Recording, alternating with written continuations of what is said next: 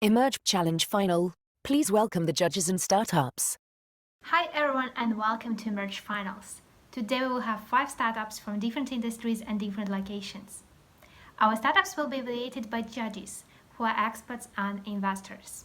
The judges will use the next criteria to evaluate startups: product market fit, team, traction, overall presentation, global world potential, and unique sales proposition.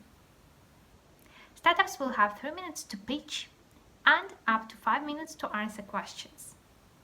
We are wishing everyone good luck and to be the winner. Welcome, everybody. Here we are. It is Emerge Day 3, and it's been incredible so far.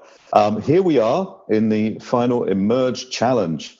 And what we're going to do right here is we are going to get into the finalists. We're going to get into some pitches. We're going to have some amazing investors ask questions and give comments. The finals have been amazing. Like, we had 200 startup applications, 43 selected semi-finalists, and we're presenting 5 finalists from across all sorts of different industries: health tech, clean tech, e-commerce, B2B solutions for office operations, and social media content solutions. So without further ado, let me introduce you to our investors. Today we have on the judging panel Artem Abrishkin, leading technology scout from Nesper. We have Pavel Belov, head of innovations at Megaphone. We have Cyril Golob, board member and IT entrepreneur at Angels Band.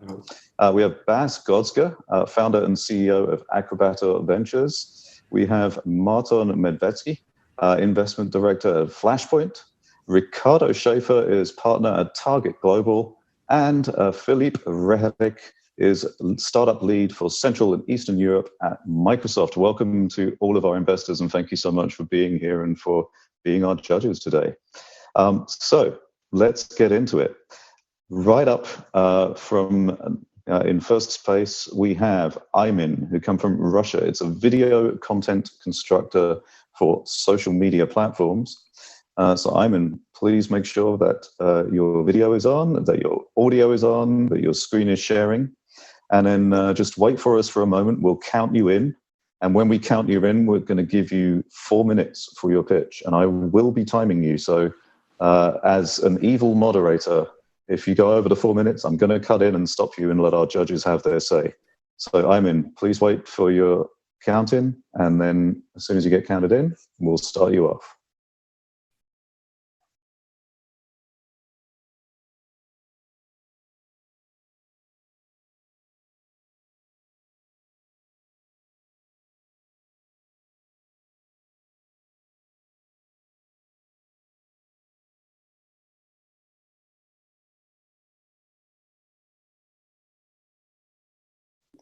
Hi, my name is Paulina. I'm co-founder of imin. We are a mobile app that allows users to create video content for social media platforms in minutes.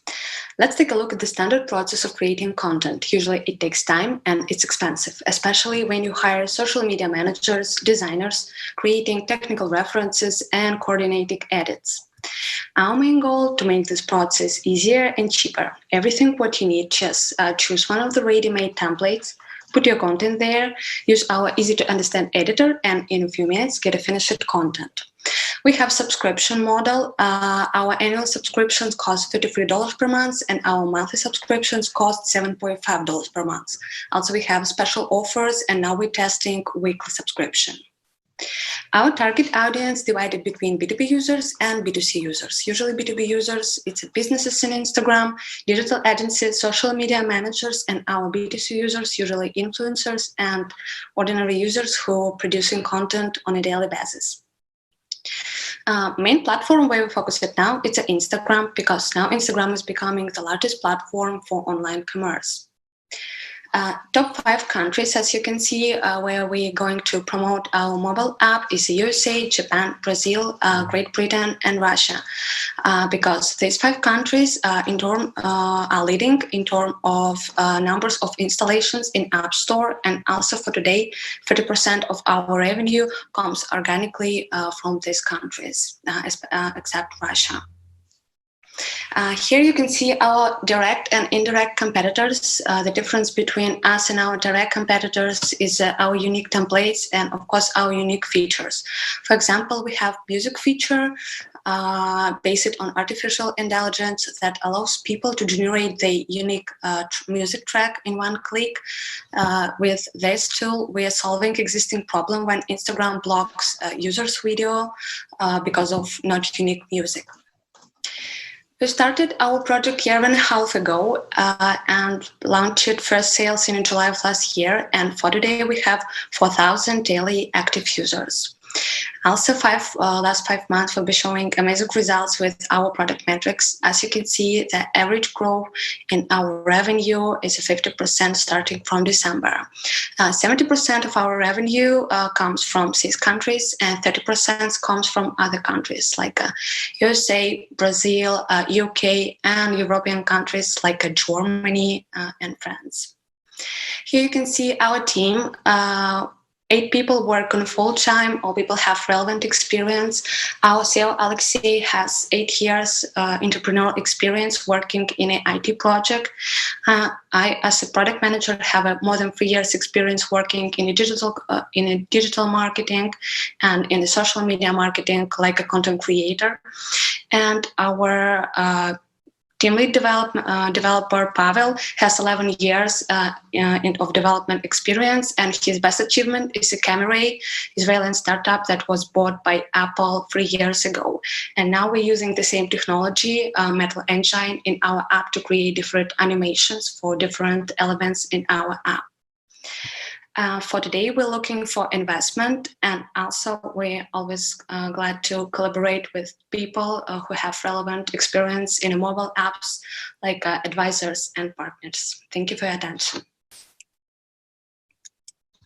Excellent. Thank you so much. So, our investors, let's have your questions. Who would like to give a question first? Can I start? Absolutely, Bas. Hi, Polina. Thanks for the presentation. I'm wondering the churn rates so far. Do you have any data on that?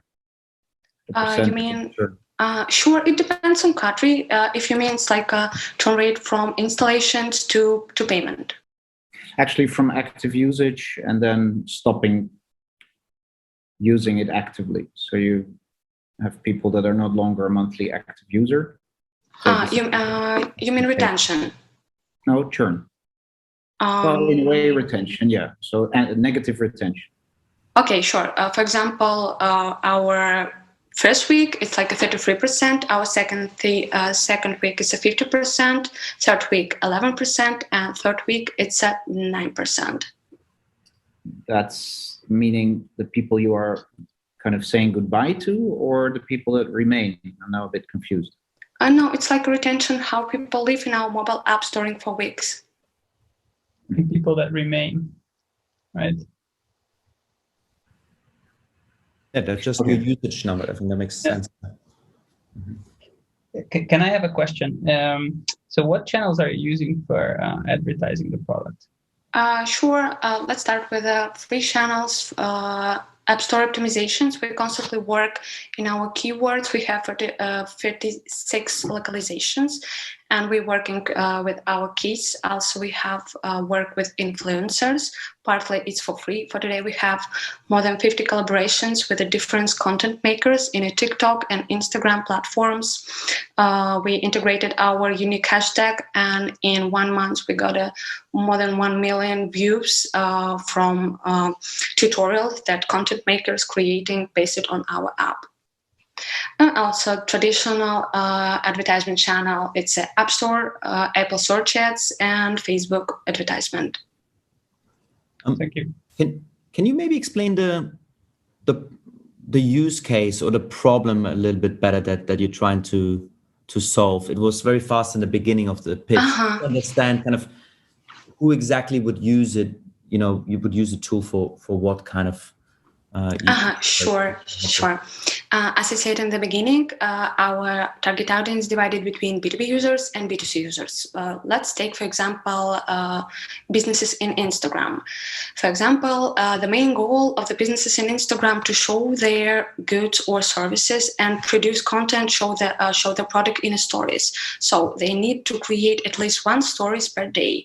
The cost of social media managers, for example, in Russia, it's about like $150. And it's kind of expensive, especially when you pay this monthly. And we offer the same tools, but $33 per year. We have big selections of animated templates, different tools, everything what you need. Just put your content, for example, of your good or service, and in a few minutes generate a ready-made video.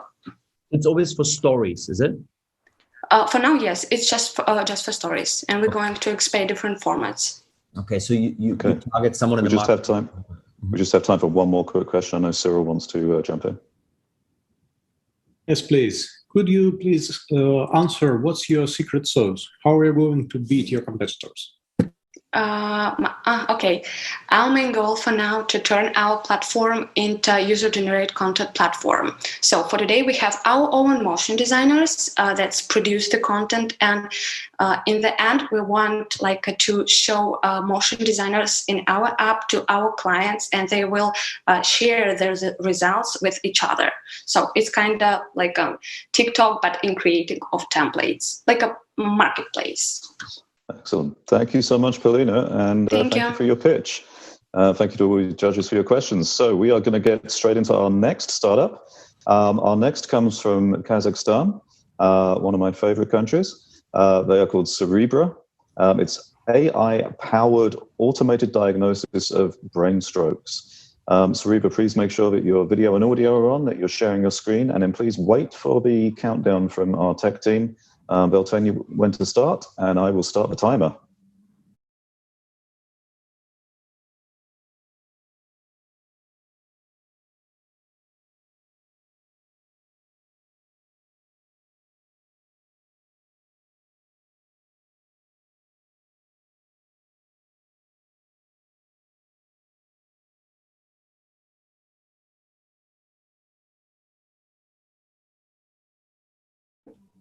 Hi, my name is Dos, and we are health tech startup Cerebra with focus on stroke diagnosing. Stroke is a very tricky and urgent condition because they cannot be accurately detected during the first 6 hours using conventional methods like computer tomography scan. But the patient with stroke has this only exact timing because during this timing it could be treated. Otherwise, this disorder becomes permanent and irreversible. The main problem with stroke detection lies in physiological limitations of doctors because human eye cannot detect minor changes happening in the brain tissue during the first 6 hours of stroke. As a result, we have 40% death rate, 90% disability rates. As a solution, we use deep tech such as computer vision, machine learning to help doctors actually see early stroke signs and to conduct appropriate treatment. This is one of our first cases. A patient with stroke couldn't speak or move when she got to hospital. Fortunately, doctors did very amazing neurosurgery after Cerebra helped them to identify localization of stroke. On the very next day, she could move, she could speak, and she even gave interview to national television. Currently, Cerebra is deployed at 10 hospitals of Kazakhstan. Also, we are adding +5 hospitals per month. In addition, we have agreement with Uzbekistan and Mongolia to conduct beta testing there in the near future. Furthermore, we have discussions and negotiations with China's tech giant company Tencent, a lab to conduct beta testing in China in the near future based on Tencent platform. We have a team of 14 members with necessary 3 types of expertise: entrepreneurial, medical, and tech.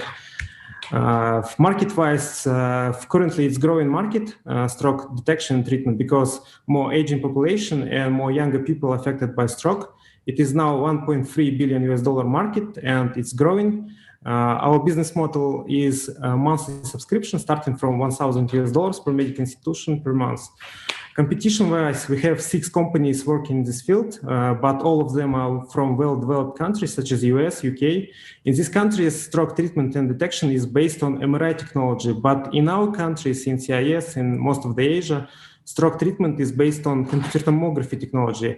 This is our flagship difference because Cerebra is the only solution fully focused and being based on interpretation of CT images. We try to avoid such wording like revolution or disruption. Still, I would like to share 3 facts about our project, and you can shape up your own opinion. First fact, it's since we launched Cerebra at the largest stroke center of Kazakhstan in Almaty, we increased the successful stroke neurosurgeries by 200% during the 3 months period. Also, the second fact that we got all the possible media coverage just for free without spending a penny on it. And another fact that local health authorities and public officials are writing letters to us and asking us to launch Cerebra in their regions in Kazakhstan. Government officials asking a startup to do our job in their regions. Finally, would like to state that we are changing the stroke detection to be more accurate, and by that we are exposing more fundamental issues in healthcare system of Kazakhstan.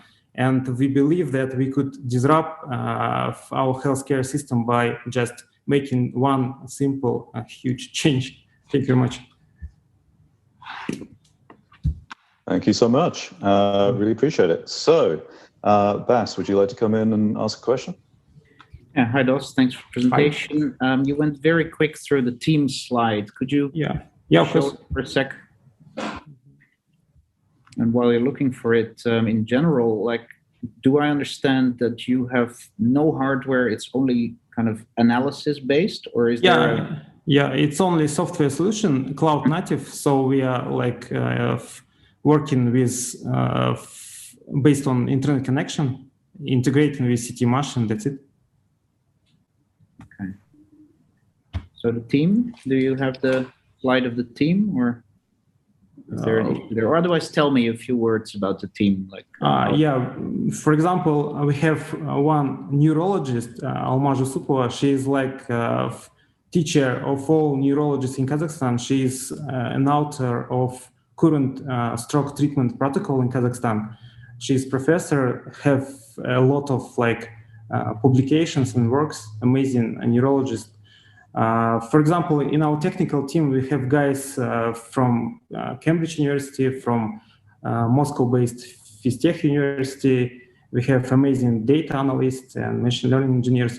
As for myself, I got some experience of doing already medtech startups, and we created and sold one medtech startup during the 2019. Yeah, I got some experience in medtech and pharmaceutical business. Excellent, thank you. Bas, maybe we can get you back to whole deck afterwards. Philip, I know you have a question regarding AI.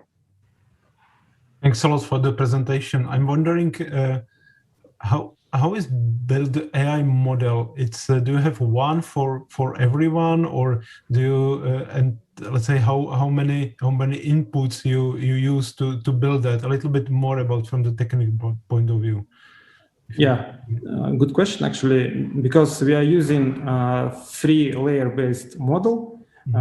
So the big part of it is based just on machine learning. It's like advanced quantitative methods, because we're trying to avoid bias in, indexing images by one expert. So we are like merging the computer vision, which is trained models by expert, with advanced quantitative methods to be more accurate, to be like without any bias. Yeah. Thank you. Excellent. Thank you, Philip. Martin, what would you like to add? Yeah, I wanted to ask about the use case and how did you choose this particular use case? There are many other startups, doing something similar, but not. Most of them are focusing on more diseases, not just the brain, but maybe lungs and like other types of things as well. Because in our home country, maybe in most of CIS countries, post-Soviet era countries, stroke is a huge problem. It's like number one cause of death in our home country, in Kazakhstan. It's like a huge problem, and its detection very dependent on human factor in huge human factor, prevalence of human factor in this field. And we believe that technology could solve this issue. We believe that we can help doctors to be more accurate with it. But do you want to expand to other use cases as well or not? No. We pretty focused just on one disease and one issue, because we just believe that this is our path of creation huge value. Okay. Excellent, thank you. Sorry to keep you on a time crunch, Cyril, but I know you've got a question, but please keep it short, and Dos, please keep your answer short. Okay. Hi, Dos. The very short question. I suppose that your solutions require certification. Have you already started this process in Europe or maybe the United States? No, we are not targeting actually Europe or United States because huge certification problem. For example, this FDA takes a lot of time, a lot of resources, and that's why we are now focusing on firstly Russian-speaking countries and then on East Asian countries. And this certification matter, we would like to handle it by using the power of huge players like Sbermed in Russia, like Tencent in China. In Kazakhstan, we handle this issue by ourselves. In Uzbekistan, we would like this issue to be handled by UzHealth, a named state authority. Yeah, this is our go-to-market strategy. Thank you very much. Thank you, Dos. Thank you to Cerebra. We're going to move straight on to our next startup. Coming from North Macedonia, we'd like to welcome AirCare to the stage. And hi, AirCare. Just make sure that you're sharing your screen, your video is on, your audio is on, and wait for our technical team to count you in. As soon as they count you in, I'll start your timer.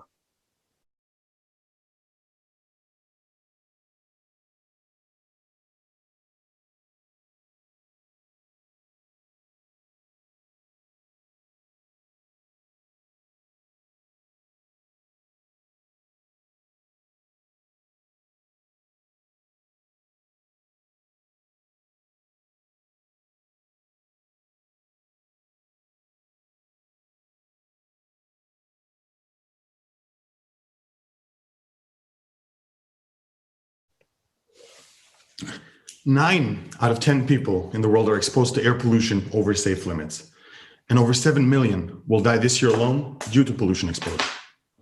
I know this because this is a picture of my home city of Skopje, one of the most polluted in Europe. So I ask myself, why is that? Well, a lot of people are unaware what they breathe. Our governments aren't prepared to inform us about air pollution, and the data that's already out there is quite confusing for the end user. And because we believe breathing clean air is a human right, is why we created AirCare. AirCare is a mobile app that visualizes air pollution through a very simple and intuitive interface. We look for open air quality sensors that belong to either governments, volunteers, or even satellite data, and put all of this together in a platform that's easy, understandable, and from the palm of your hand, you know exactly what you breathe. This started as a pet project in 2015, and throughout the years, it has grown tremendously. Last year, we were able to reach 500,000 users, and hopefully this year, we're going for the 1 big million. We looked at our competition because we're not the first air quality app, and we realized that on the data sources and community aspect is where we excel. Because this is what one of our competitors sees, red pollution, sure. But this is what we see. We're able to pinpoint exactly where air pollution is coming from and help both local governments and activists take action. And we looked at our impact because our main activity is to aggregate all of this raw pollution data and to produce an output, which is the simple, accessible, and visualized data. And that had a threefold outcome. We had government action where we had 10 green policies and subsidies introduced here in North Macedonia, and that's a member of parliament waving around screenshots of the app. We've had public awareness raised because over 20 protests in major cities, and that's me in front of the government building. And we've had corporate action where we've had 5 main polluters shut down or upgraded their air quality filters. And this all leads to clean air. And while I can't say AirCare is directly responsible, the air pollution in North Macedonia has been slowly decreasing throughout the years thanks to everybody's work. And you don't have to take my word for it. Forbes, Google, NASA, BBC, the UN, they've all been talking about AirCare. And we even have our own TED Talk. We've won over 20 national and international awards and have expanded to over 45 countries around the world. But over 150 are still facing air pollution issues as we speak. From a business perspective, we're currently into the B2C sector. We make $5K a month from green ads, product placements, and subscriptions.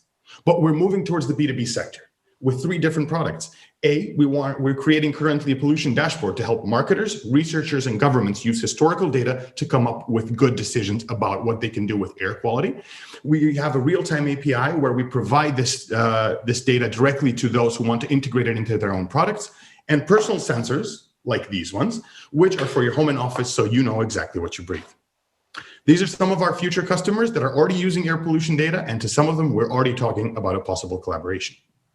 My name is Gorian. I'm the founder and CEO of AirCare. I quit my job at Booking.com in Amsterdam and moved back here to focus full-time on the startup, together with my tech guru, Dragan, and my design guru, Elena. So let's save the world together. We're looking for a partner with eco connections and a passion for clean air, and 100K investment to expand our team with marketing and sales roles. I invite you guys to be part of the solution to pollution. Join AirCare. Thank you. Thank you, Gorjan. So I know that Artem has a question for you. Artem. Yeah, thank you very much for the presentation. Can you clarify a little bit more about the clients? So you said that it could be either private clients, either governments, or special organizations. So when you showed the traction, the traction was like quite good. What is the majority of clients currently, and how are you planning to expand, like with the private clients mostly, or with the governmental agencies and so on? Right. So the current traction that we have, that is the amount of users, the clients like you and me that use the app every day to know what they breathe. We started working a couple of years ago with local companies to place their green products directly within the app. And that's what is bringing in our current revenue. So green ads that are very relevant to, I don't know, air purifiers or masks. What we're trying to do right now is to target big players like maybe L'Oreal from the cosmetic industry, which they want to know when they should launch skincare products in areas where there's a lot of pollution. They're actually doing this. We're talking with Daikin right now for a possible collaboration, so they know where to market their products around the world with a real-time API, so they know, hey, Barcelona is having an air quality issue. Let's start selling our products directly there based on historical data. And of course, governments that are interested to know what's going on, because we aggregate all pollution data from all sources in one place, so they'll be able to track down what's going on and help their citizens live a better life. Yeah, that answers my question. Thank you very much. Thank you. Bas, I know you want to ask a question. Yeah, nice presentation again. The personal sensors, is that something you want to start manufacturing yourself? Are you already doing that? Is it a bit of a shift of focus from the software development in the app? Exactly. So this is a prototype sensor. This is something that we've been working on, and this has all the sensors inside needed that you can hook up in front of your home, and then you can follow what the air pollution looks like. Our idea is not to get directly into manufacturing hardware ourselves. We're a very small team. We're focused on software. We don't want to jump out there. What we could do is we could work with white label distributors of these sensors, have them already assembled somewhere, either in China or in another place, and then ship them directly to our customers, or work with existing manufacturers of these and then just put our logo there and split the profits. So our idea is not for us to make them directly, but to work with someone else and use the platform as a distribution network. Thanks. That clarifies. Excellent. Thank you. Martin. Yeah, I wanted to ask about the data source. I just downloaded your app. I was curious, and basically what I see is that I have only a couple of sensors around my area. So where do you get the data from? And is the personal sensor, is that going to be like enhancing your data, or how is that going to work? So we get it from 3 main sources, either government sensors. In some countries, that's actually a very low source of data. So we also rely with volunteer sensors, people who use typical sensors like this and put them on their buildings. You can actually see it under the station name of where this data is coming from. And in areas which are very low covered, we use European Space Agency satellite data from their Sentinel project, and we use that to try and map out on what's going on. Of course, satellite data is more of an estimation that is ground sensor data.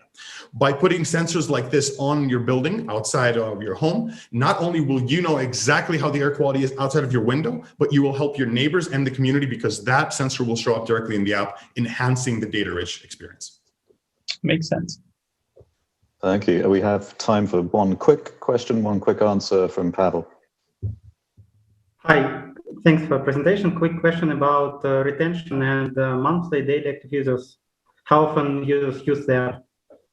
Users use the app very dependent on season. So the app is seasonal. If, for example, in the US, you have wildfires, and that's where we have the majority of our users, during wildfire season, people will use the app 10 to 20 times per day, and then they would retain the app for a couple months.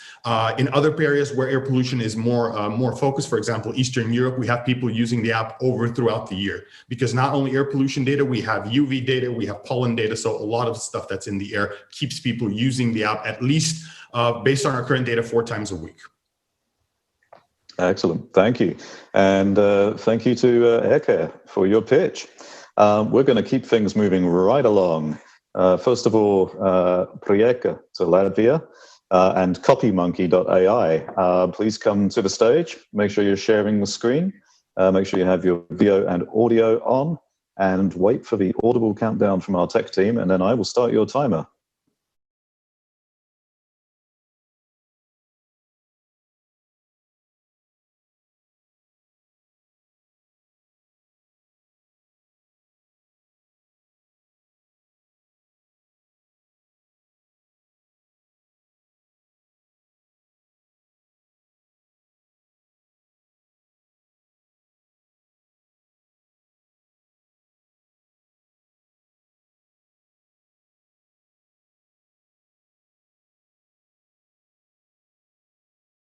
Hi, my name is Anton. I am CEO and founder of CopyMonkey.ai for content generation for e-commerce. E-commerce is growing fast, so more and more products are selling online. Each and every new product needs unique content. That's why e-commerce shops forced to hire copywriters. But working with the copywriters are expensive, time-consuming, and not scalable. That's why we developed CopyMonkey, AI for content generation for e-commerce. With CopyMonkey, e-commerce shops doesn't need to hire more copywriters. For example, this is our Shopify plugin, which generates product descriptions in seconds using product characteristics. Let's compare CopyMonkey with a human. Our pilot customers have 2 million products.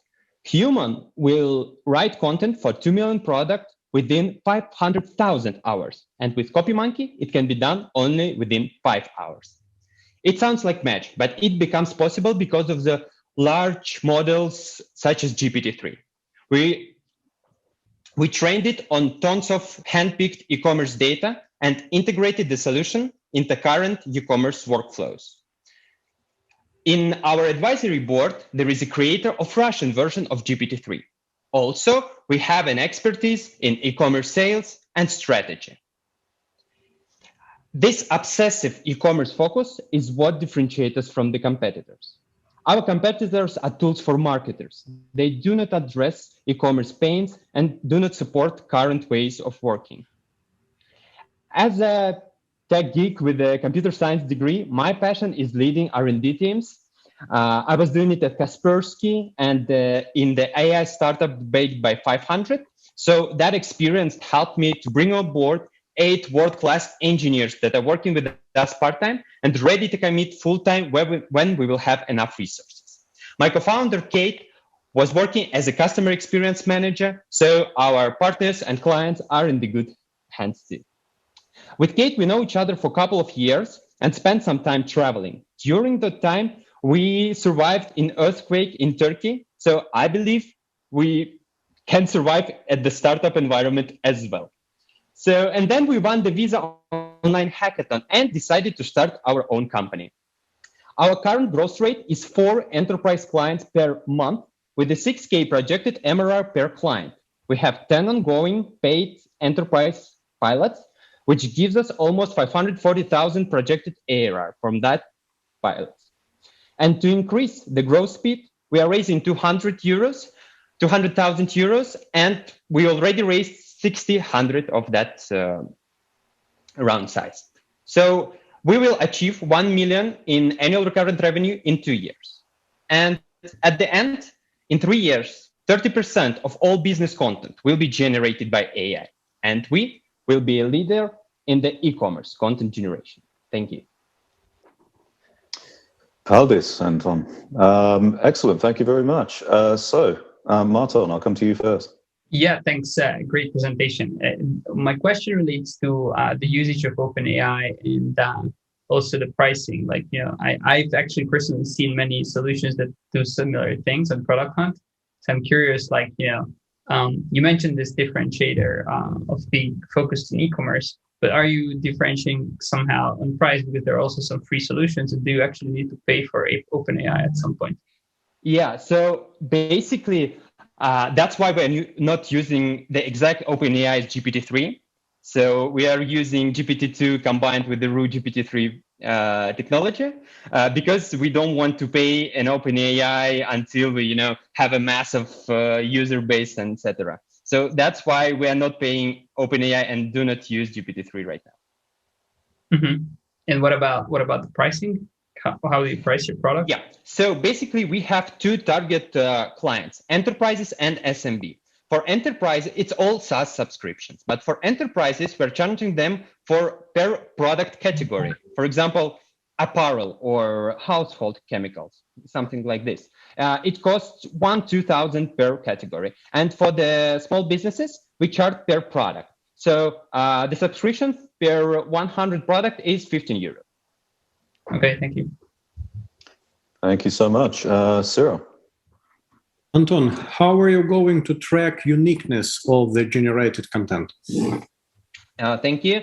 So basically, we are using third-party services. So in the part of our quality assurance. So before show something to the client, we call the API. So to ensure that our descriptions are unique and will improve our customers' search engine optimization.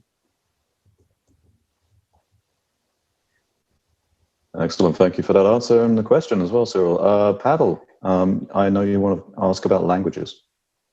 Yeah, I have two questions. First about successful use cases with enterprises, and the second about languages, only English or Russian is also. Okay, so I will start with the languages, if you don't mind. Now, first of all, we developed the solution in Russian language because it was just easier for us to have the good business development cycles. That's how we acquired 10 paid customers. So to give you some names: Sbermarket, MVideo, Leroy Merlin, CityLink. So a lot of big enterprises are having pilots with us. But we are releasing the English version of our product next week during TechChill Riga. On pilots or further exploitation? For the enterprise, it's only pilots. We have one successful pilot and we're negotiating the commercial terms. Excellent, thank you. And wish I was going to TechChill this year, but unfortunately not. So, Philippe, you have a question. Yeah. Thanks a lot for the presentation. I can imagine that that your solution can be well integrated with maybe e-commerce platforms or e-shop platforms. Do you think about it? Absolutely. We have integration with Shopify currently, but also we will be integrating with the WooCommerce, BigCommerce, the whole e-commerce engines ecosystem are our actually target partners in terms of the integration. Do you consider it as a revenue stream as well? You mean the engines? Yeah. We are part of the engine ecosystem. All of the e-commerce engines have their own apps, marketplaces for apps, okay. For plugins. So we are one of the plugins in the ecosystem. Thank you. Thank you so much. And Bas? Yeah. Can you once more zoom in or tell us quickly about that USP? Because I understand it had something to do with the subscription. It wasn't really clear from the slide. You mean our business model, right? Yeah, like how are you different from those few competitors that you've shown? Yeah, so basically our competitors are not working with the e-commerce catalogs directly, but we integrate with the e-commerce catalog. For example, CopyMonkey.ai and CopySmith are great companies. CopySmith raised 10 million, CopyMonkey.ai raised 3 million, but they do their own solution, like standalone web service where you can generate a lot of different business content. So with our solution, we are integrating into the customer's catalog. So we have the customer's data and we publish our results directly at the catalog. Okay, thanks. Super, thank you so much. So thank you very, very much to CopyMonkey. And now we're going to move to our last finalist, last but not least, coming from Estonia. We would like to welcome Enty to the stage. So Enty, please make sure that you are sharing your screen, that your video and audio are on, and then wait for our tech team to give you an audible countdown.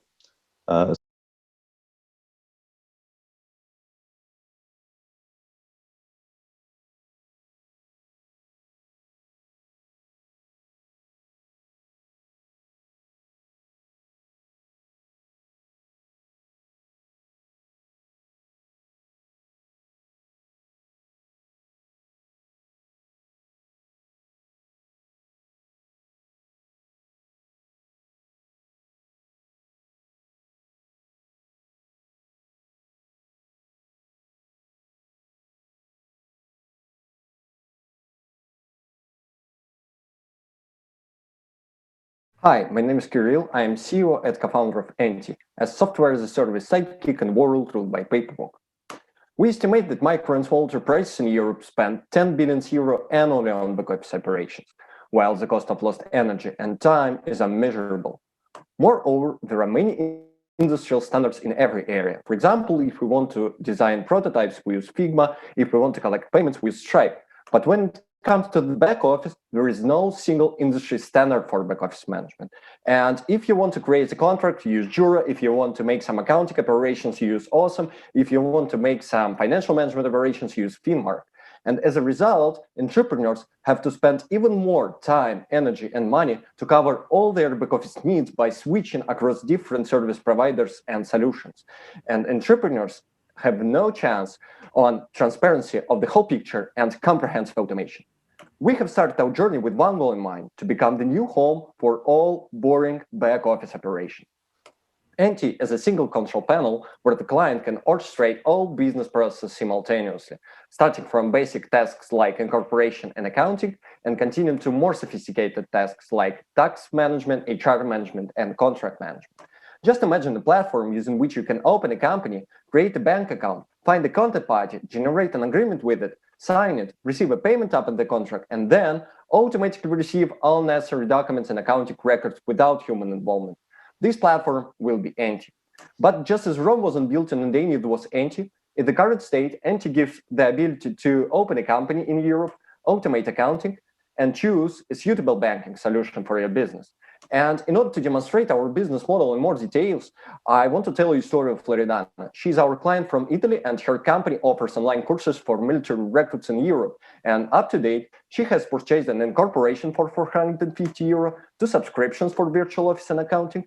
And in the future, she would also like to purchase a subscription for a control panel in order to streamline all business process of her company. And along with Loredana, in just 7 months, we have managed to onboard nearly 90 clients and to receive 65,000 euro in revenue, while our burn rate is relatively small. Speaking about our plans, we are going to add more features to our control panel. HR, invoicing, and contract management solutions will be added to our contract panel in the next couple of months. And also, we will be trying to take over new large European markets like Germany, France, Italy, and Spain. Speaking about the team, there are 3 founders on board: Artem, me, and Jane. We have been working together for several years, starting from Artem's own legal firm, continued to Deloitte and fintech startup Techonomica. And I'm sure that a blend of our entrepreneurial, technical, legal, and consulting background is a perfect mix for the disruption of the outdated back office market. And together, we are going to grow Enty into something huge. There is one missing puzzle in our current setup, which is money.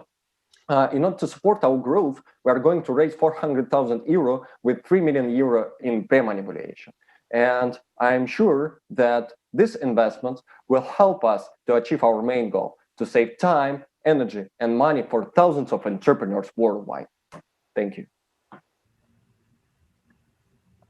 Excellent. Thank you so much. So, Martin, go ahead and ask your questions. Yeah, thanks for the presentation. I was curious, like, so currently, does the model only work if you're based in like select countries, or because I'm guessing that you're doing out of everything out of Estonia, as far as I've seen, that most of the banks were kind of coming from there, or is that like a correct assumption?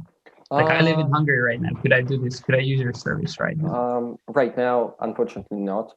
We have started our journey in Estonia because we know Estonia pretty well, and we know that it's a very interesting and competitive market, which is focused on entrepreneurs from all over the world.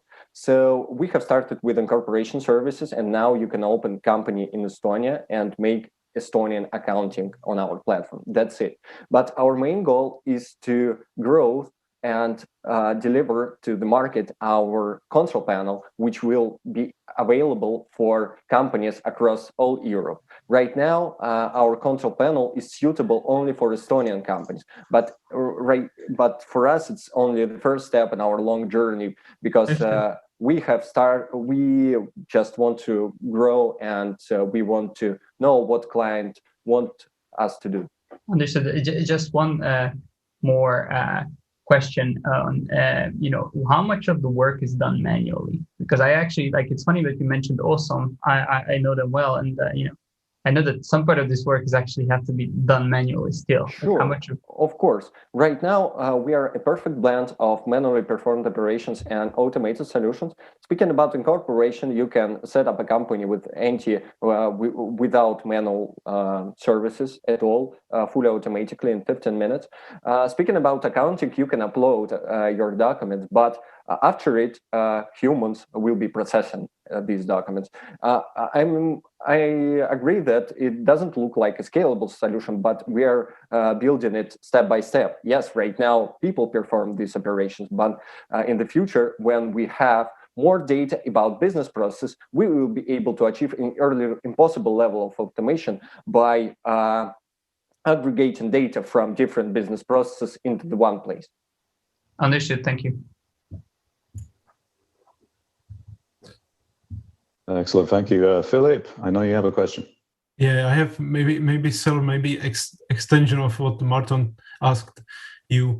I can imagine that there could be a very, let's say, high dependency on government systems or services, and they differ country by country. So I'm interested if you are looking for partners maybe in countries who can help you with expansion. We think about it, but right now we have no partners for expansion. But I'm not completely agree with that we are really linked to government systems. Most of the back office processes are not connected with government systems. For example, contract management is not connected with government system. HR processes are not connected. So we do our best to provide our customers with the best level of automation which is possible. And if government provides us with an opportunity to add more services, we will be happy. If not, we will be still doing our job. Okay, so I have then a second question. So I see your added value when I want to, let's say, create a new business. This is related to government, and the rest. How you differentiate comparing to, let's say, ERP systems with already existing agencies? Yes, that's a very good question. I think that something like ERP systems for small businesses.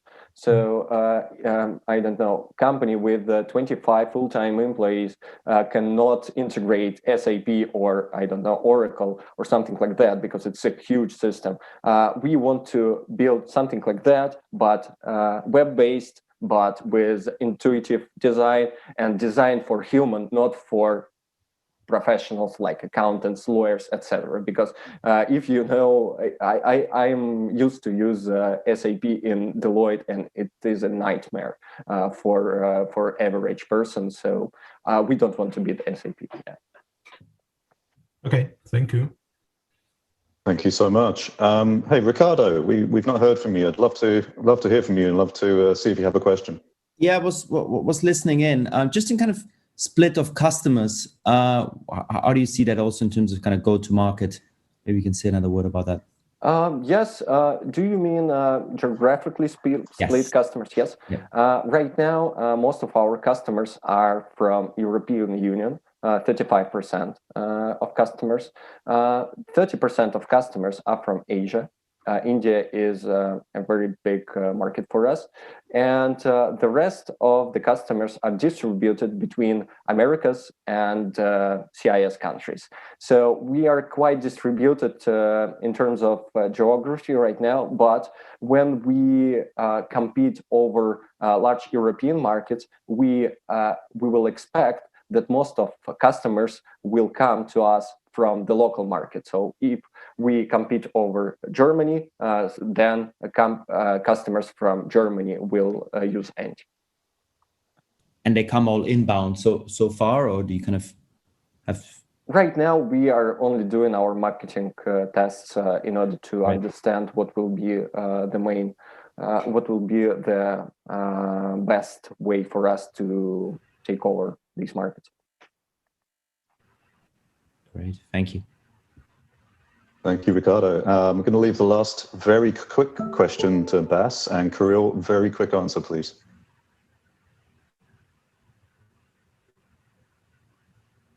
Bas? Yeah, gladly.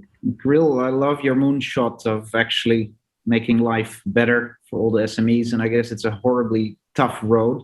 One element that you would want to avoid is the customer support burden on your team. How are you going to redivert those kind of operational questions from users of multiple tools? This is a very good question. And honestly, I don't know, because we are only at the beginning, and right now we cover it perfectly. Our support is the best on the market, and it's undisputable. But what should we do with our growth? I don't know. Our financial model predicts that we should hire a lot of persons who will be in charge of customer success. But I'm not sure that our predictions will be correct. Let's see, because we're only at the beginning of our journey. Thank you, Kirill. Excellent. Thank you so much. Well, that was our last, as I say, not least, finalist.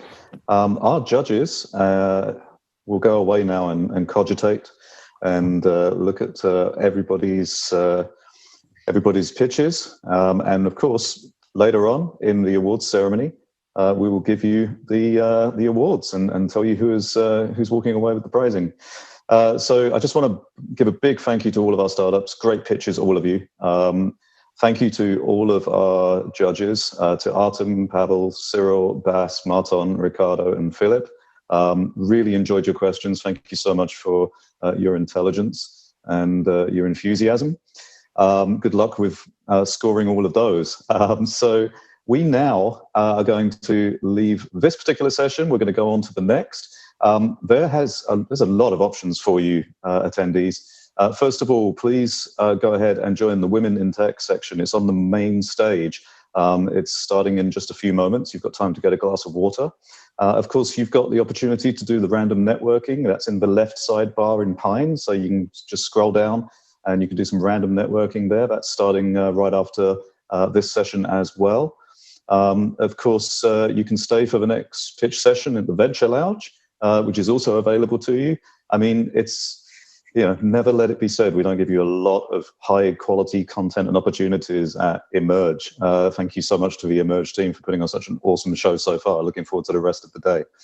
So we will say goodbye for now, and we'll see you in the other sessions. So you can go ahead and join any of those options or use any of the other things you'll find in the left sidebar of Pine, such as the job board, etc., etc.